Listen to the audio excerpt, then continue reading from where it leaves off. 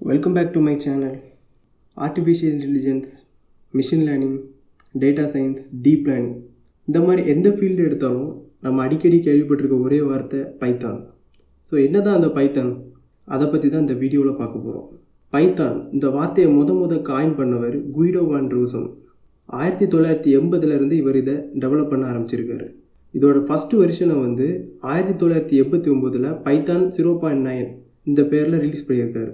அதோட major update Python 2 இதை 2000 release பண்ணியிருக்காரு. இதோட அடுத்த வெர்ஷன் பைத்தான் 3 இதை 2008 ரோல் அவுட் பண்ணியிருக்காங்க. பைத்தான் 2 இப்போது கம்ப்ளீட்டாக ஸ்டாப் பண்ணிட்டாங்க. இது 2020 தான் பைத்தான் 2.7.18 இதுதான் பைத்தான் 2வோட கடைசி வெர்ஷன். பைத்தானை சி லாங்குவேஜ் பேஸ் பண்ணி தான் டெவலப் பண்ணியிருக்காங்க. மற்ற லாங்குவேஜை கம்பேர் பண்ணும்போது பைத்தான் ஒரு டைனமிக் லாங்குவேஜ்னு சொல்லலாம். டைனமிக் லாங்குவேஜுங்கும் போது சிஏஓ, C++, ஜாவா இந்த மாதிரி என்ன லாங்குவேஜ் பார்த்தாலும் அதை ஸ்டாட்டிக் லாங்குவேஜ்னு சொல்லுவாங்க. அதுக்கும் இதுக்கும் என்ன வித்தியாசம்னா, ஸ்டாட்டிக் லாங்குவேஜ் சொல்லும்போது ஒவ்வொரு வேரியபிளையும் இந்த வேரியபிள் இன்டீஜராக தான் இருக்கணும், இந்த வேரியபிள் ஸ்ட்ரிங்காக தான் இருக்கணும், இந்த வேரியபிள் இதுவாக தான் இருக்கணுங்கிறத ஒவ்வொரு விஷயத்தையும் அசைன் பண்ணி அந்த கோடிங்கை நம்ம பண்ண வேண்டியது இருக்கும். இது ரொம்ப அதிகமான டைம் கன்சியூம் பண்ணும். இந்த மாதிரி ப்ரோக்ராமிங் லாங்குவேஜஸ் எல்லாத்தையும் ஸ்டாட்டிக் லாங்குவேஜஸ் சொல்கிறோம்.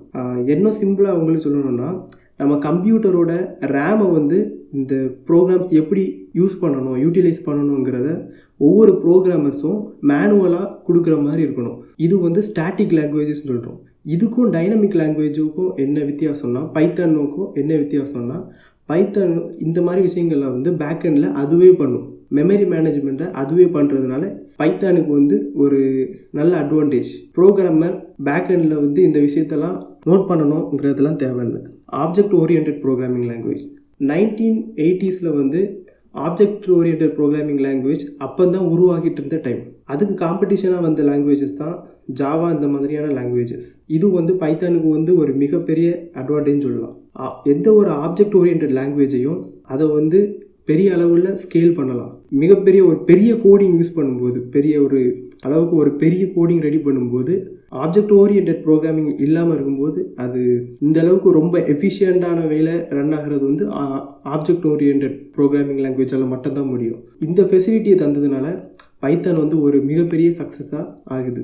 அடுத்ததாக நம்ம பார்க்க போகிற விஷயம் என்னென்னா, இதை நான் முன்னாடியே பேசியிருந்தேன், சைக்கிள் டிடெக்டிங் கார்பேஜ் கலெக்டர்னு சொல்லுவாங்க. இந்த மாதிரி ஒரு ஃபீச்சரை பைத்தானில் இன்ட்ரடியூஸ் பண்ணார். இதனால தான் இந்த பைத்தான் சக்ஸஸ்ஃபுல்லாக ஆனதுக்கு ஒரு முக்கியமான காரணம், ஒவ்வொரு வேரியபிளை நம்ம எப்போ சேஞ்ச் பண்ணும்போதும் அந்த டைப்பை மாற்றும் போது அது பேக்கெண்டில் இருக்கும்போது அதை ஆப்டிமைஸ் பண்ணுறதுனால பைத்தான் ஒரு வெரி லைட் வெயிட் லாங்குவேஜ்னு நம்ம சொல்ல முடியும். அதுவாகவே எல்லா வேரியபிள்ஸ் எல்லாத்தையும் கிளியர் பண்ணி புது வேரியபிள்ஸ்க்கு அதுவே அரேஞ்ச் பண்ணும். இந்த இடத்துல ப்ரோக்ராமர்ஸ் க்ரியேட்டிவிட்டி மட்டும்தான் முக்கியம்.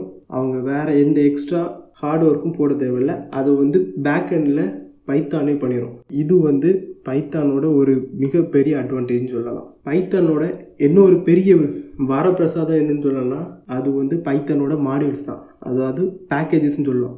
Very easy to install. Within செகண்ட்ஸில் உங்களுக்கு எல்லா பேக்கேஜையும் ரொம்ப ஈஸியாக இன்ஸ்டால் பண்ண முடியும். பேக்கேஜஸ்னும் போது உங்ககிட்ட இருக்கக்கூடிய ஒரு கோடு இருந்துச்சுன்னா அதை இன்னொரு டெவலப்பருக்கு ஷேர் பண்ணலாம். அதனால ப்ரொடக்டிவிட்டியை பயங்கரமாக பல மடங்கு இன்க்ரீஸ் பண்ணுறதுனால இது ஒரு சூப்பரான கான்செப்ட். ஸோ இதை ரொம்ப சக்ஸஸ்ஃபுல்லாக இம்ப்ளிமெண்ட் பண்ண லாங்குவேஜ்னால் பைத்தான் தான்.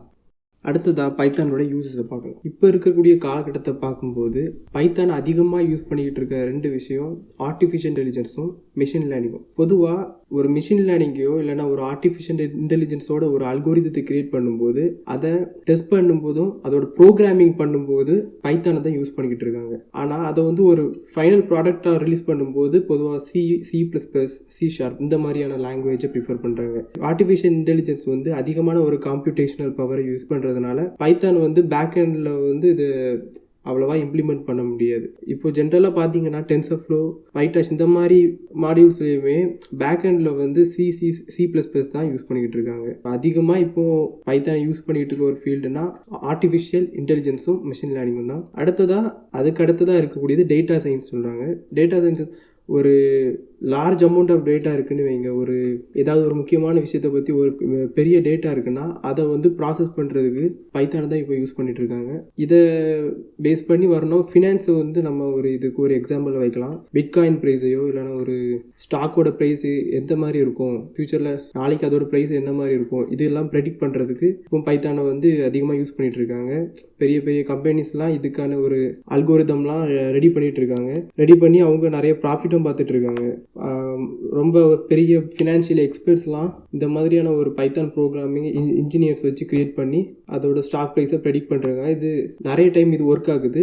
அடுத்ததாக அதிகமாக இப்போது ரீசெண்டாக ட்ரெண்ட் என்னென்னா, இப்போது இதுக்கு முன்னாடி வரைக்கும் ஜாவா ஸ்கிரிப்ட், HTML, PHP இந்த மாதிரியான லாங்குவேஜஸ்க்கு தான் வெப் டெவலப்மெண்ட்டுக்கு யூஸ் பண்ணிட்டு இருக்காங்க. ஆனால் இப்போது பைத்தான், ஜாங்கோ வந்து ஒரு பைத்தானோட ஃப்ரேம் ஒர்க், அதையும் வந்து வெப் டெவலப்மெண்ட்டுக்கு யூஸ் பண்ணிட்டு இருக்காங்க. இதுதான் இப்போது ரீசெண்டாக பைத்தானோட யூசஸ்ன்னு சொல்லலாம். பெஸ்ட்டுன்னு எல்லாரும் சொல்கிறாங்கன்னா, இது ஹியூமன் ரீடபிள்.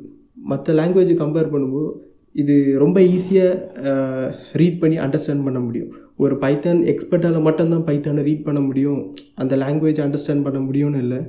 இது ஒரு சாதாரண ப்ரோக்ராமிங்கில் ரொம்ப பேசிக்கான நாலேஜ் இருக்கவங்களால கூட பைத்தானை ரீட் பண்ண முடிஞ்சு அதை அண்டர்ஸ்டாண்ட் பண்ண முடியும். அதுதான் பைத்தானோட ஒரு மிகப்பெரிய பாசிட்டிவ்னு சொல்லலாம். அடுத்த பாசிட்டிவ் என்னென்னா, very easy to program. So இதுக்கு வந்து பைத்தானோட ஒரு பெஸ்ட்டு குவாலிட்டி என்னென்னா அதோட சிம்பிளிசிட்டி. சிலேயோ C++லேயோ 20-25 லைன் இருக்கக்கூடிய ஒரு ப்ரோக்ராமை வெறும் 4 லைனால் அதால் கம்ப்ளீட் பண்ண முடியும். இதுதான் பைத்தானோட ஒரு மிகப்பெரிய அட்வான்டேஜ்.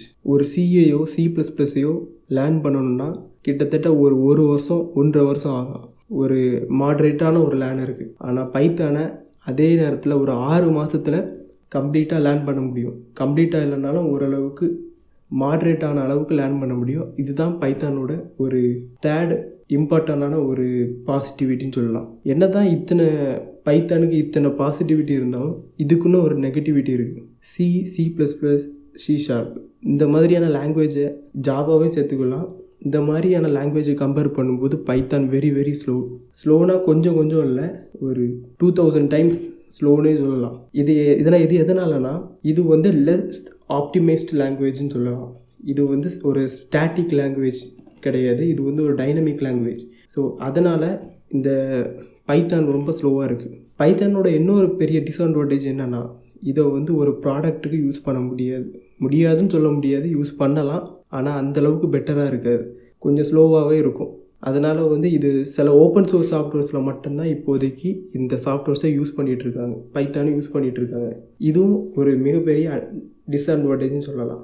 கம்பைல்ஸ் மற்ற லாங்குவேஜ் கம்பேர் பண்ணும்போது, மற்ற லாங்குவேஜில் நீங்கள் ஜாவாவோ இல்லைனா சிஓ, C++, எந்த லாங்குவேஜ் எடுத்து பார்த்தாலும் அந்த லாங்குவேஜ் கோடிங்கை முடித்த பிறகு நீங்கள் ஃபஸ்ட்டு அதை கம்பைல் பண்ணணும், அதுக்கப்புறம் அதை எக்ஸிக்யூட் பண்ணணும். ஆனால் இந்த பைத்தானை பொறுத்த வரைக்கும் அது என்ன சிறப்புனா, அதுவே கம்பைல் பண்ணும், அதுவே எக்ஸிக்யூட் பண்ணி ஆன்சரை தந்துடும். கோடிங் மட்டும்தான் நம்ம பண்ண வேண்டியது இருக்கும். இதனால் என்ன ஆகுதுன்னா, பைத்தான் எக்ஸிக்யூட் ஆகக்கூடிய நேரம் அதிகமாகுது, ஆனால் கோடிங் பண்ணுறவங்களுக்கான எஃபர்ட் குறையுது. இது ஒரு பாசிட்டிவ்னு சொல்லலாம், இது ஒரு நெகட்டிவ்னு சொல்லலாம். இவ்வளோ தான் இந்த வீடியோ.